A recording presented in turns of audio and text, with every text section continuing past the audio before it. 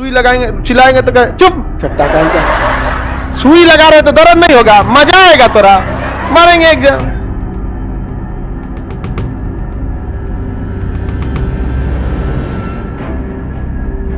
तो राष्ट्रपति तीनों सेनाओं का प्रमुख होता है, इसलिए जब तक राष्ट्रपति आदेश नहीं देगा युद्ध नहीं हो सकता है। याद रखियो, कितनों भी करना है, फाइनली डिसीजन युद्ध का कौन देगा? राष्ट्रपति। सारा डिसीजन हो जाएगा, प्रधानमंत्री, रक्षा मंत्री सब ले लेंगे, फाइनल साइन किसके पास जाएगा? राष्ट्रपति।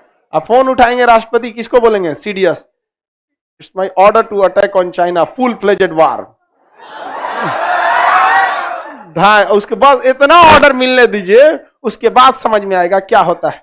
गलवान घाटी में जब दो रेजिमेंट के सैनिक, सिख रेजिमेंट और बिहार रेजिमेंट, ये हम लोग का जो कोर कमांडर थे वहां पे अपना सरदार जी थे, कोर कमांडर वहां पे। कोर कमांडर कंपनी कोर बहुत बड़ा होता है, लगभग 60,000 फौज आती है उसके अंडर में। लद्दाख में खड़े थे, उनके पास बताइए, कोर कमांडर आर्मी का था, तो क्या उसके अंडर में नेवी है, एयरफोर्स है? उसके अंडर में केवल क्या? आर्मी। जो चाइना का कोर कमांडर था, तो चाइना में तीनों एक ही के पास होता है। जो चाइना का कोर कमांडर था उसके पास 60,000 की क्या थी? आर्मी, 10,000 की नेवी, लगभग वही 1,000-1,200 के पास में एयरफोर्स, क्योंकि एयरफोर्स में तो जहाज ज्यादा होते हैं ना वहां, सब उसके पास। फिर भी वो नहीं टिक पाया। एक साल में 9 बार अलग अलग लोगों का ट्रांसफर किया गया। इधर एगो सरदार जी खड़ा है, 1.25 लाख नु एक लड़ावा तब गोविंद सिंह नाम रखा। समझ में आ गया कि नहीं आ गया? इतना फर्क होता है दोनों सेनाओं में। दूसरी बात, भारत की सेना बहादुरी से लड़ती है क्योंकि वो देश की सेना है। भारत की सेना देश की सेना, लेकिन चाइना की कोई अपनी सेना नहीं है। चाइना में एक पार्टी है कम्युनिस्ट पार्टी, और कम्युनिस्ट पार्टी की सेना है वो। समझ में गया? आप ऐसे नहीं समझेंगे। आप कहेंगे ये क्या बात हुआ? एक बात बताइए, भारत में राजनीतिक पार्टी है मेनली 2 पार्टी, कांग्रेस और बीजेपी। कांग्रेस और बीजेपी। सपोज कीजिए कि भारत में ऐसा लिख दिया जाए कि जिस पार्टी की सरकार है सेना उसी पार्टी की रहेगी। आज हमारी सेना इंडियन आर्मी कहलाती है, अगर इसी इंडियन आर्मी को कह दीजिए बीजेपी आर्मी है, उसका आधा पावर वैसे ही खत्म हो जाएगा। किसी पार्टी के लिए लड़ रहे हैं, समझ में कि नहीं? चाइना में यही होता है। चाइना के सेना नहीं है, पीपल्स लिबरेशन आर्मी है, कम्युनिस्ट पार्टी की सेना है। हमारे यहां सेना का प्रमुख कौन रहेगा? राष्ट्रपति। वहां सेना का प्रमुख वही रहेगा जो कम्युनिस्ट पार्टी का अध्यक्ष है। जैसे अभी कौन है? जिनपिंग वहां पे। तो उसकी आर्मी किसके लिए लड़ती है? पार्टी के लिए। देश बाद में। हमारे यहाँ पार्टी बाहर में जाओ, जरूरत नहीं, नौटंकी मत करियो यार, तू कोनो पार्टी का हो तू देंगे हम तुमको। यहाँ जाइए ना पटना दानापुर में मार्शल लॉ लगा हुआ है।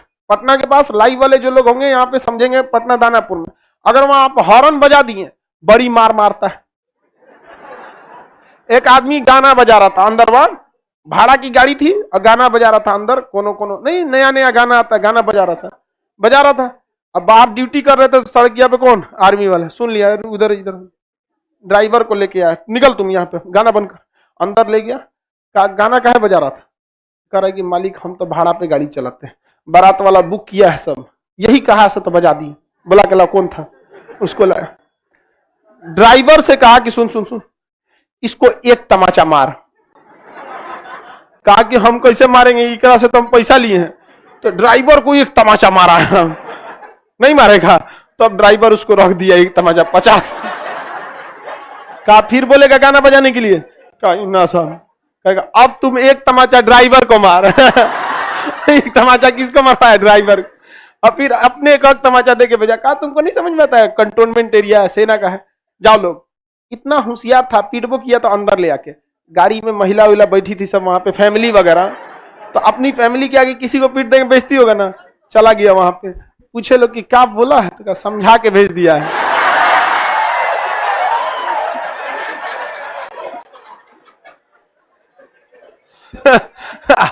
हम उस समय, हमारी पहली एक गाड़ी थी वर्ना, कार जो थी ना वर्ना, हम गलती से ना खुदे ड्राइव करके चले गए थे। वो तो किस्मत ठीक ठाक था, हमारा बंद हो गया वहीं पे, गड़िया बंद हो गया वहां पे, तो कि भाई साइड उइड कर। उस समय हम तो मतलब बहुत 3-4 साल पहले की बात है, तो हमको कोई खास नहीं जानते थे, पटने भर के लोग जानते थे। देखिए कि भाई ठीक ठाक नियम है। तो आर्मी का नियम इतना खतरनाक होता है ना कि जो ड्राइवर उस रूट से पिटा गया वो फिर बिहटा होके जाता है, दानापुर होके नहीं जाता है।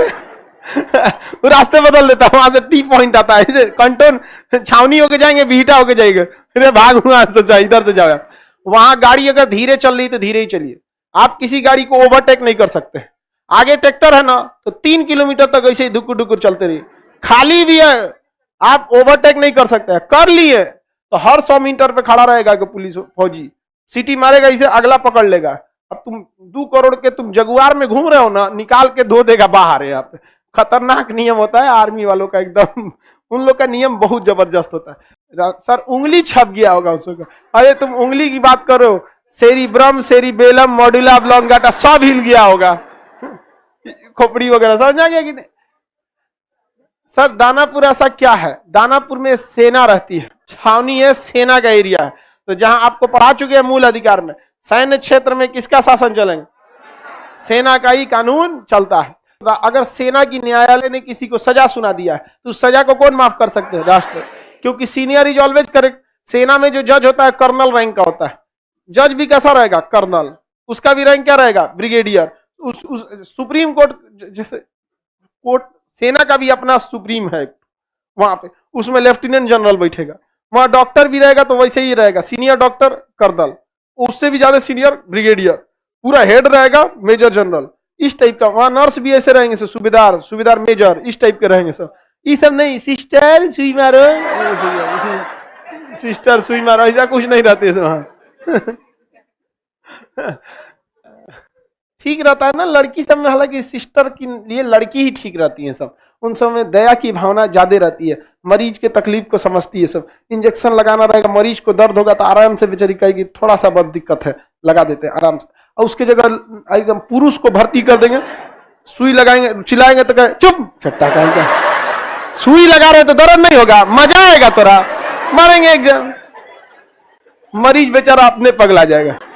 महिला सब इस सब में थोड़ा सा रहती है सर, और पुरुष इस सब मामले में ठीक नहीं रहता, डॉक्टरे में ठीक रहता है पुरुष वहां पे।